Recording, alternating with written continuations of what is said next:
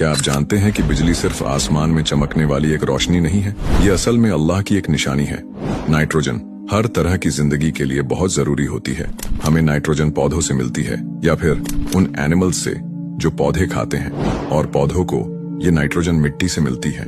लेकिन जब हम एक ही जमीन पर बार बार खेती करते हैं तो सॉइल से नाइट्रोजन धीरे धीरे खत्म हो जाती है।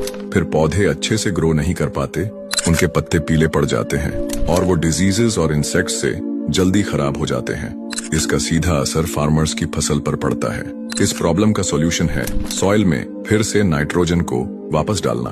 अब इंटरेस्टिंग बात यह है कि हमारी हवा में 78% नाइट्रोजन मौजूद होती है, लेकिन ये ऐसे फॉर्म में होती है जिसे प्लांट्स इस्तेमाल नहीं कर सकते, क्योंकि ये दो नाइट्रोजन एटम्स के बीच एक बहुत स्ट्रॉन्ग ट्रिपल बॉन्ड होता है।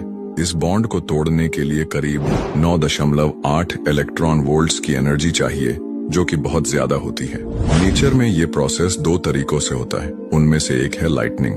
जब आसमान में बिजली गिरती है तो उसमें इतनी पावरफुल एनर्जी होती है कि वो नाइट्रोजन मॉलिक्यूल्स को तोड़ देती है। फिर ये नाइट्रोजन एटम्स ऑक्सीजन के साथ मिलकर नाइट्रोजन ऑक्साइड्स बनाते हैं। ये गैसेस बादलों में पानी की बूंदों के साथ मिलती है और फिर बारिश के जरिए जमीन तक आती है। इस तरह अल्लाह की एक कुदरती प्रोसेस से जमीन को दोबारा जिंदा कर दिया जाता है। कुरान कहता है, और उसकी निशानियों में से है कि वो तुम्हें बिजली दिखाता है, कभी डर के लिए, कभी उम्मीद के लिए, और वो आसमान से पानी बरसाता है जिससे मुर्दा जमीन को जिंदा कर देता है।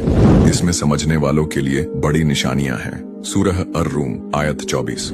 हर निशानी एक सबक देती है कि ये कायनात यूं ही नहीं बनी। हर बूंद, हर बादल, हर बिजली अपने रब की पहचान करवाती है। अब फैसला आपका है। इन निशानियों को देखकर भी अगर दिल न बदले तो और क्या बचेगा। ऐसे ही दिलचस्प इस्लामिक कंटेंट के लिए चैनल को सब्सक्राइब कर लें।